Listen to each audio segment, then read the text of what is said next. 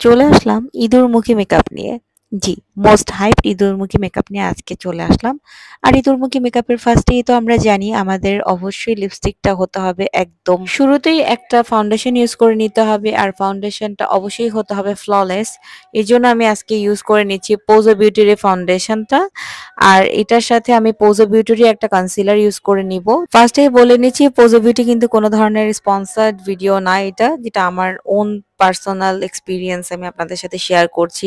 ওদের ফাউন্ডেশনটা বেশ ফ্ললেস মনে হয়েছে আফটার ইউজিং দ্য ফাউন্ডেশনটা যেহেতু হতে হবে ফ্ললেস, তাই আমি পোজো বিউটির ফাউন্ডেশনটা চুজ করলাম, যেহেতু অনেকের মুখে শুনেছি পোজো বিউটির ফাউন্ডেশনটা একদমই ফ্ললেস হয় আর ফুল কভারেজ হয়। আর যেহেতু হচ্ছে আমাদের ইঁদুরমুখী, এই ফাউন্ডেশনে আসলে খুবই flawless and full coverage foundation সবসময় উনি অ্যাপ্লাই করেন, ওনার মেকআপ আর্টিস্ট অ্যাপ্লাই করেন, তাই আমরা সেটাই রিক্রিয়েট করছি। বাই দ্য ওয়ে, ভিডিওটা কিন্তু ফুললি সার্কাস্টিক ওয়েতে করা হয়েছে, কেউ কোনো পার্সোনালি এটাকে নিবেন না, কারণ কারোর সাথে আমার কোনো পার্সোনাল কোনো ধরনের কোনো প্রবলেম নেই। জাস্ট যেহেতু স্রোতে গা ভাসালাম আর কি, একটু হচ্ছে ট্রেন্ডের সাথে মিলে ভিডিওটা মেক করলাম, যেটা অনেকেই স্বীকার করে না। বাট আমি যেহেতু অত বড় কোনো মেকআপ আর্টিস্টও না, আমার কারোর সাথেই কোনো ধরনের সমস্যা নেই, না আছে কোনো ব্র্যান্ড প্রমোটারের সাথে সমস্যা, না আছে কোনো উদ্যোক্তাদের সাথে। সো আমি নিউট্রাল। তো অনেস্টলি বলতে গেলে ইঁদুরমুখী নামটা এত পছন্দ হয়েছে যে মেকআপটা ক্রিয়েট না করে পারলাম না। আর নরমালি যে জিনিসটা হয় যে উনি যেভাবে করে মেকআপটা ক্রিয়েট করেন, সেখানে অবশ্যই আমাদের লিপস্টিকে ফোকাসটা বেশি রাখতে হবে, বিকজ লিপস্টিকটা ওভার ড্র করতে হবে আমাদেরকে। লিপ ফিলার করা আছে ওনার, বাট আমার যেহেতু কোনো ধরনের লিপ ফিলার বা কোনো ধরনেরই কোনো আলাদা কোনো ধরনের সার্জারি বা কিছুই নেই আমার ফেসে, সো আমি ওভাবে করে আপনাদেরকে মেক করে দেখাবো যে আপনারা কিভাবে একটা ফ্ললেস মেকআপ করতে পারেন।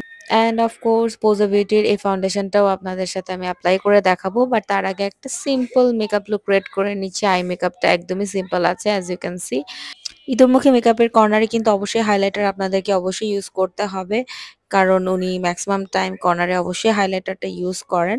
সো এখন এই যে আমি ফাউন্ডেশনটা অ্যাপ্লাই করে নিচ্ছি, অ্যান্ড ফাউন্ডেশনটার first impression I just love the foundation, the coverage is awesome. আমার এত পছন্দ হয়েছে, আমার কাছে মনে হচ্ছিল আমি কেন এক ড্রপ এত বেশি নিয়ে নিলাম, আমার কাছে মনে হচ্ছিল আরো কম নেওয়া উচিত ছিল, বাট এত ফ্ললেস ছিল।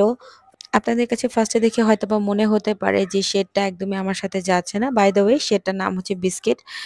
সেটা অ্যাকচুয়ালি আমার শেড, বাট যেহেতু হচ্ছে এটা ফুল কাভারেজ একটা ফাউন্ডেশন, সো এটাকে সেট করতে, তারপরে সেট করার পর দেখবেন এটা আমার শেডে চলেই আসবে।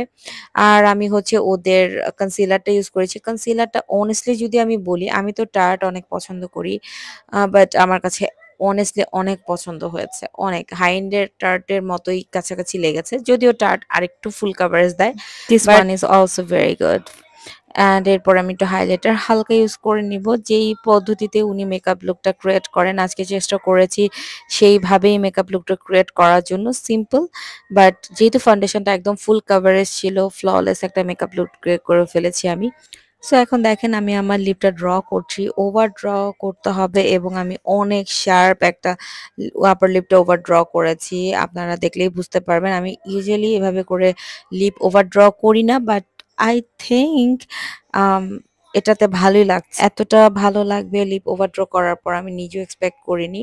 বাট আসলেই আমার ফেসের সাথে ভালোই লাগছিল লিপ ওভার ড্র করার পরে। বাট ফেসটা যেহেতু আমি আজকে কোনো ধরনের ব্রোনজিং করিনি, ব্রোনজিং করলে মনে হয় আরেকটু শার্প হতো।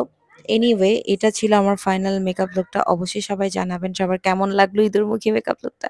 Thank you so much for watching এবং সবাই ভালো থাকবেন। আর এরকম ফানি পোস্ট দেখার জন্য আমার পেজে লাইক কমেন্ট করে যাবেন।